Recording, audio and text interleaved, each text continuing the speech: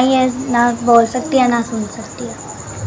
हम दूल्हा के साथ मजदूरी करते हैं। पापा मेरी मम्मा काम करने जाती हैं, से ना बोला जाता ना करना जाता। मेरी मम्मा काम करती है किसी के घर, बड़ी मुश्किल से काम करती है, पैसे लेके आती है घर, ना इससे सुनाई देते हैं ना बोला जाता। ये मेरी बहन है, ये वो मेरी बहन है छोटी, इसकी बाजू भी नहीं हिलता और टांग भी नहीं हिलती। ये हमारा घर है, ये किराया नहीं दिया जा रहा और फीस नहीं दी जा रही।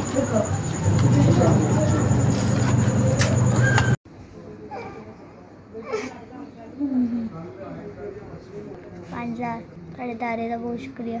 5000 साढ़े को पहुँच गया। दारे की बड़ी मेहरबानी जिन्हें साड़ी 5000 की मदद की। अल्लाह ताला साढ़े दारे खुश रखे। ऐसे गरीब लोग का अब मेरे मजदूरी करते हैं, अभी मेरी बोल नहीं सकती, अम्मी बोल नहीं सकती, साढ़ा गुजारा बड़ी मुश्किल होता है। तेरे दारे का बहुत शुक्रिया। 5000 साढ़े को पहुँच गया। ताला ताली खुश रखे।